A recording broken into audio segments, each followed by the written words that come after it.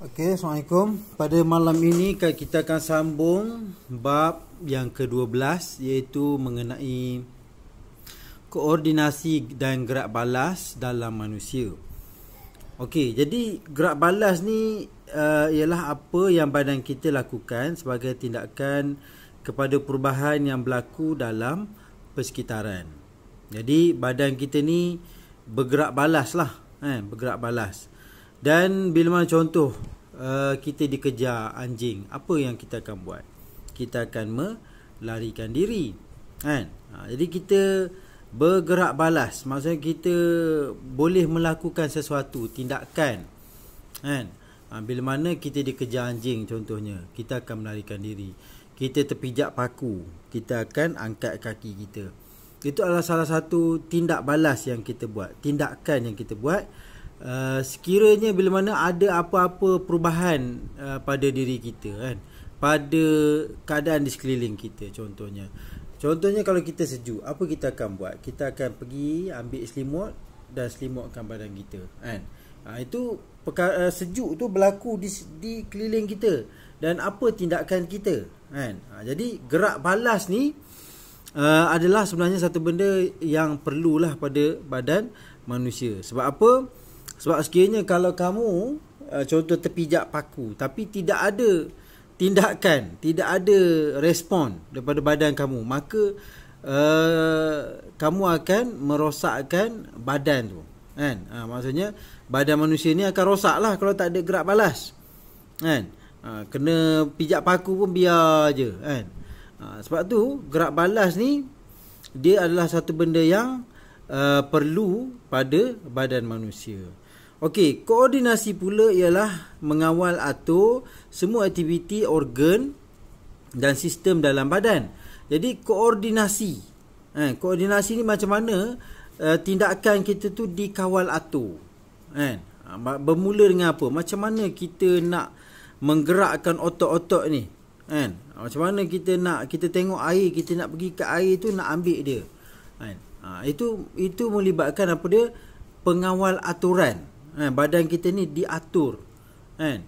Start daripada pergerakan kamu nak pergi daripada A pergi ke B, itu semua melibatkan pengawal aturan, kan.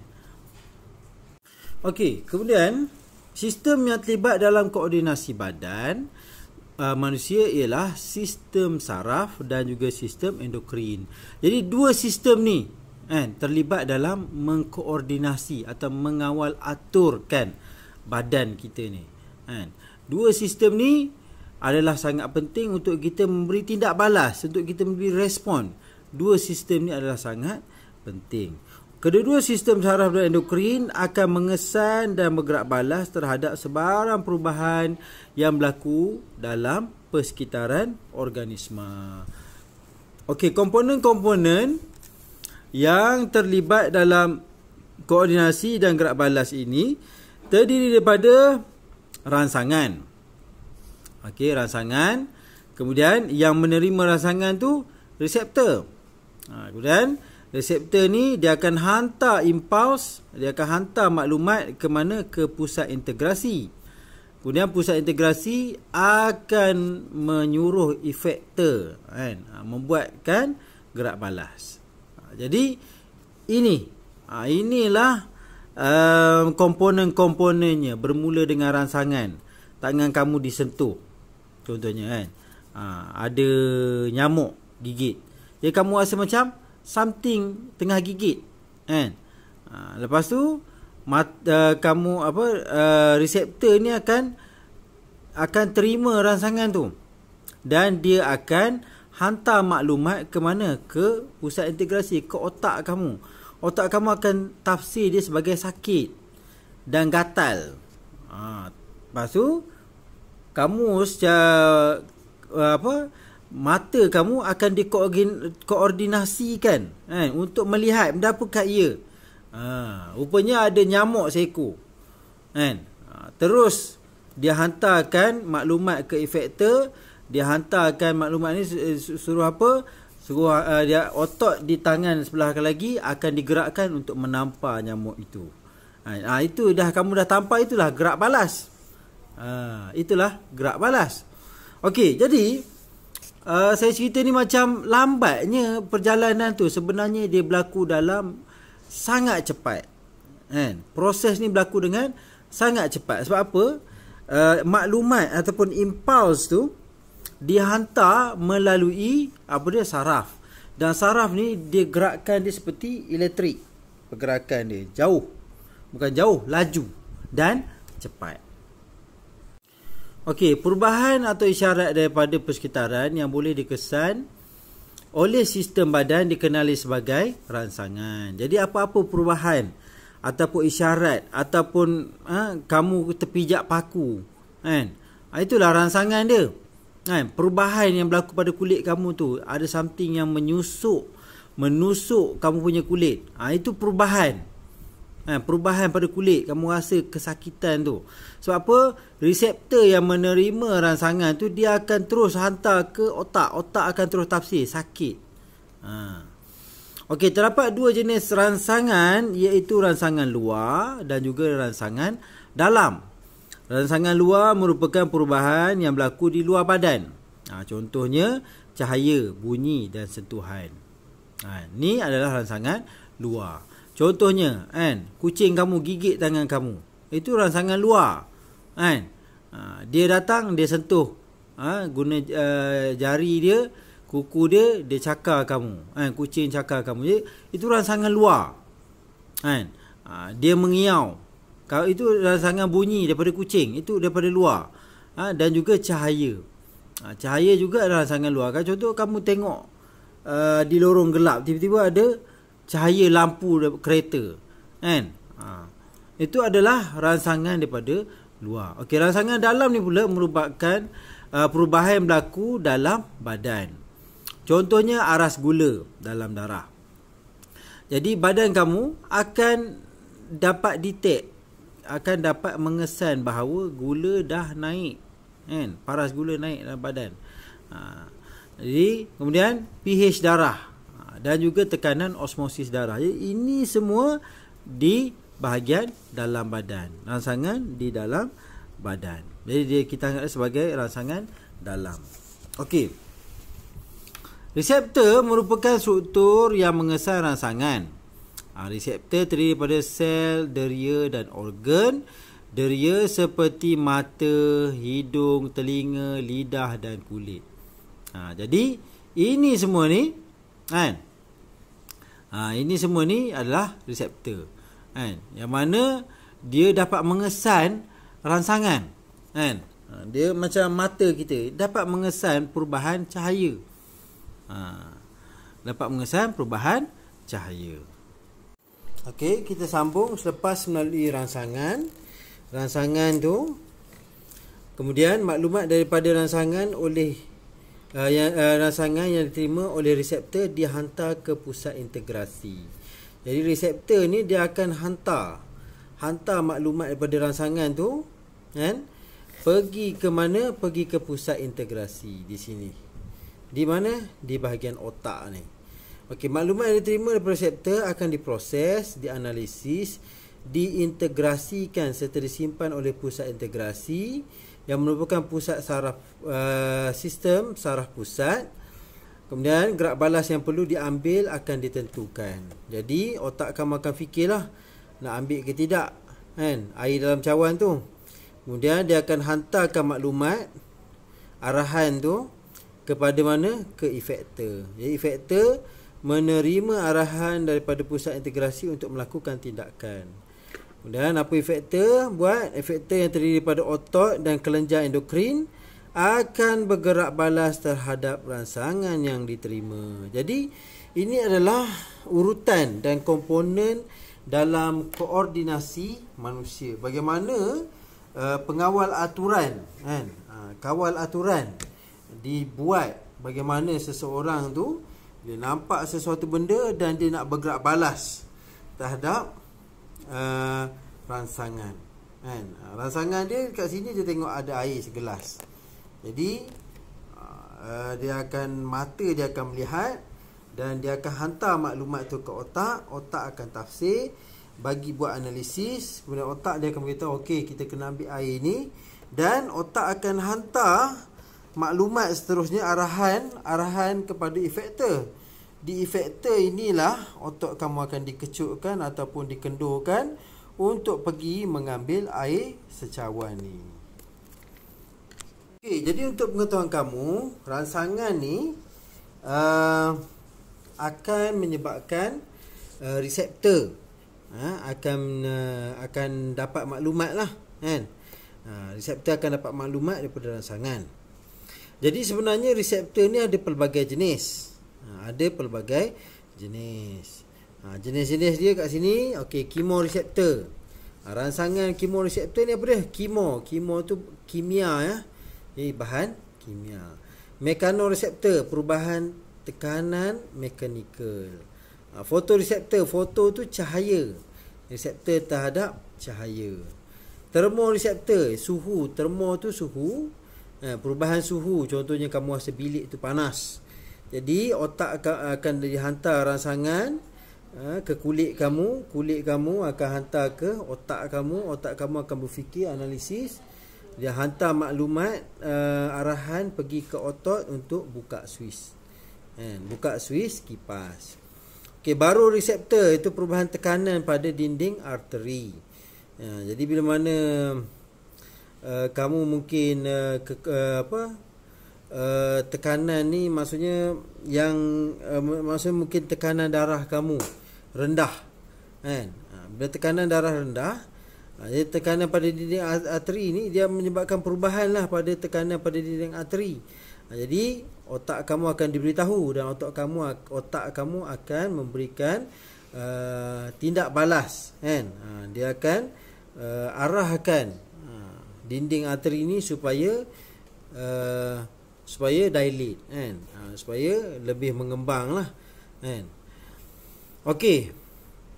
Nociceptor, kesakitan. Nociceptor ni kesakitan. Contohnya kamu terpijak paku, kan. Kamu rasa sakit dia, kan. Sebab itulah kamu rasa terpijak apa-apa terasa macam tajam. Kamu terfikir, ni kalau aku teruskan ni boleh terkoyak kaki, kan. Jadi kamu akan angkat kaki, kan. Jadi sebenarnya banyak lagi lah. Nanti kita akan tengok bagaimana involuntary, macam mana voluntary, kan. Macam mana rangsangan tu dilakukan. Okey. Organisma perlu bergerak balas terhadap rangsangan luar dan rangsangan dalam. Supaya apa? Supaya organisma dapat beradaptasi dengan perubahan persekitaran. Contohnya kalau badan kamu panas. Jadi kamu mesti confirm, kan, akan otak kamu analisis, dan dia akan gerakkan badan kamu ni supaya apa? Sama ada berpeluh ke, kan. Okey, apa lagi? Okey, kenapa kita ni perlu bergerak balas? Pertama sekali tadi ialah supaya kita ni dapat beradaptasi dengan perubahan persekitaran. Kalau badan kamu panas, jadi otak kamu akan arahkan, kan, badan kamu supaya berpeluh. Peluh ni air dia akan menyebabkan suhu badan kamu ni akan menurun. Jadi dapat melindungi organisma daripada bahaya. Sebab apa? Okey, bayangkan kamu pijak paku tapi tak ada apa-apa pun rangsangan, kan. Jadi ia sudah tentulah akan menyebabkan kecederaan pada badan, kan. Sebab itulah kita ni perlu bergerak balas. Kalau terkena paku sikit je, kita terus angkat kaki, supaya apa? Untuk melindungi sel-sel pada kaki kamu tu. Okey, dapat memastikan kemandirian organisma. Jadi bila mana kamu boleh bertindak balas terhadap perkara bahaya. Contohnya kamu nampak anjing nak gigit kamu, sudah tentulah kamu akan lari ke, ambil kayu ke, pukul anjing tu, kan. Supaya apa? Untuk apa? Untuk mempertahankan diri. Jadi sebab itulah kita perlukan gerak balas ni. Kita perlu bergerak balas. Okey. Organisma dapat mengawal atur persekitaran dalam melalui homeostasis. Jadi contohnya gula kamu dah naik. Jadi apa badan kamu akan buat? Badan kamu bila mana gula naik, otak akan dapat detect. Dia akan arahkan sel-sel di pankreas untuk menghasilkan apa? Menghasilkan insulin. Insulin akan dilepaskan Jadi gula akan diturunkan. Jadi homeostasis ni bermaksud keadaan yang seimbang. Badan kamu ni akan mesti berada dalam keadaan yang seimbang. Kalau gula naik, hormon insulin akan dilepaskan untuk menurunkan semula. Kalau gula turun, bahaya tak? Bahaya, memang bahaya. Jadi badan kamu akan menyuruh glukagon untuk dirembeskan. Jadi gula glycogen akan ditukar menjadi glukosa. Jadi gula dalam badan kamu akan naik balik untuk kegunaan sel-sel yang terdapat di seluruh badan kamu. Okey, kita pergi kepada sistem saraf manusia. Okey, sebenarnya sistem saraf badan kita ni ada satu sistem yang mana tujuannya adalah untuk apa? Untuk mengkoordinasikan badan kamu, untuk mengawal aturkan badan kamu. Kamu nak gerakkan badan kamu ni, kamu perlukan sistem saraf. Jadi melalui sistem saraf ni lah semua respon, gerak balas, rangsangan dihantar melalui sistem saraf. Dan sistem saraf inilah yang mana dia akan apa? Mengkoordinasikan tindakan manusia menerusi penghantaran impuls sebagai gerak balas terhadap rangsangan. Okey. Sistem saraf manusia terbahagi pada dua. Satu kita panggil sistem saraf pusat. Sistem saraf pusat ni otak dan juga saraf tunjang. Ini sahaja. Otak dengan saraf tunjang. Itu sistem saraf pusat. Sistem saraf periferi adalah saraf-saraf kranium dengan saraf-saraf spina, iaitu cabang-cabang daripada saraf tunjang ni, dia adalah saraf spina. Jadi saraf kranium dengan saraf spina ni dia tergolong sebagai saraf periferi. Periferi ni maksudnya di bahagian tepi Okey, ini bahagian tengah. Kita panggil pusat. Di bahagian tepi-tepi sini sampai ke kaki sini, kita panggil dia periferi. Start pada sini ke sini. Ni ke sini. Kita panggil dia periferi. Tapi yang tengah-tengah ni adalah pusat ataupun tunjang. Jadi kedua-dua ni, otak dengan saraf tunjang ni berada di bawah saraf pusat. Okey.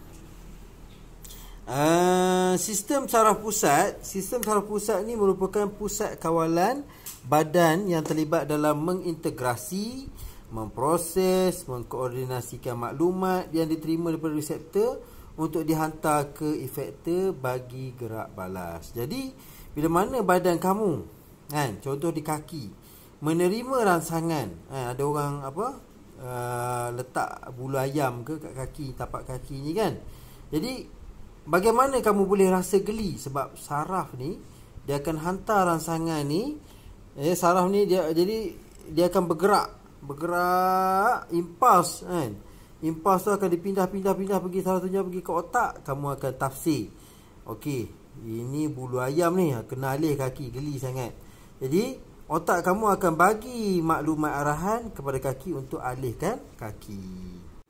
Okey, sistem saraf pusat terbahagi kepada dua, iaitu otak dan saraf tunjang. Jadi dalam sistem saraf pusat ni dia ada dua sahaja. Sama ada otak ataupun saraf tunjang. Okey. Yang mana di sinilah kamu akan pelajari di bahagian otak ni ada apa. Di bahagian saraf tunjang ni ada apa. Okey, otak terbahagi pula kepada beberapa bahagian. Di bahagian atas ni kita panggil dia cerebrum. Di bahagian belakang ni sini kita panggil dia cerebellum. Kemudian di bahagian sini kita panggil dia hypothalamus. Di sini tengah-tengah dia. Dan kamu nampak macam puting sikit ni macam tu, kita panggil dia medulla oblongata. Dan ada sedikit macam ni, ini dia adalah kelenjar pituitari. Okey, jadi di sini kamu kena kenal pasti kedudukan kedudukan tempat kan, ataupun di manakah cerebellum, di manakah cerebrum, bahagian-bahagian otak ni perlu kamu hafal. Tidak dapat tidak, memang kena hafal lah.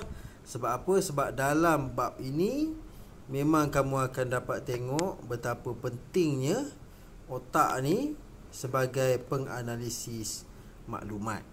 Sebab itulah bagi mereka yang mati otak ni kan, dia memang dah tak boleh, dia memang tak boleh nak function dah badan dia kan. Tak boleh nak function apa dah kan. Walaupun jantung dia masih bergerak, tapi otak dia pun sudah mati kan. Dia tak boleh buat apa-apa dah. Okey, sebab apa? Sebab otak ni adalah pusat. Pusat di mana penafsiran maklumat, penerimaan maklumat, impuls dihantar ke otak untuk dianalisis. Kemudian apa yang perlu dibuat selepas itu, otak perlu digerakkan. Semua itu memerlukan jawapan daripada otak. Memerlukan jawapan dan juga arahan daripada otak. Tanpa arahan dan jawapan daripada otak ni, maka badan kita semuanya akan mati dan tak boleh bergerak kan. Otak-otak ni tak boleh bergerak tanpa arahan daripada otak.